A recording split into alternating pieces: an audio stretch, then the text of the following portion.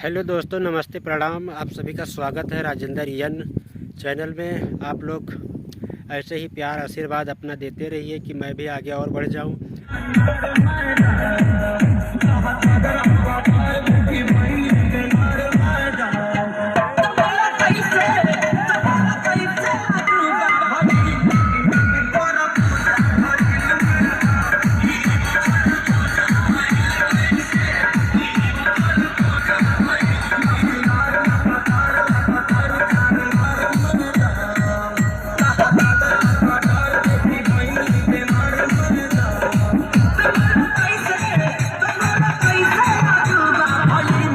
हरे करिएगा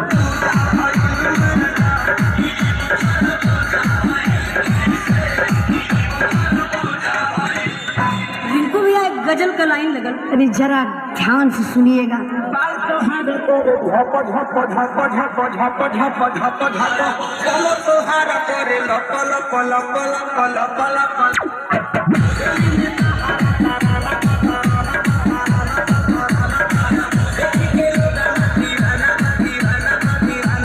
हरे करिएगा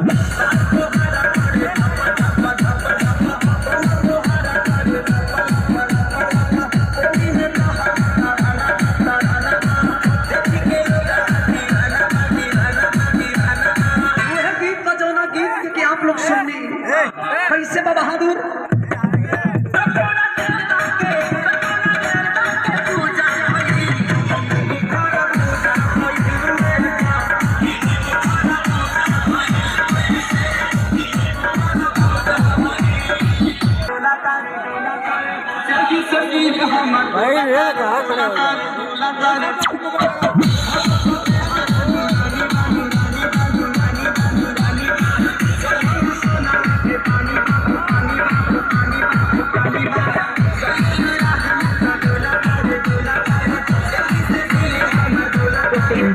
Music.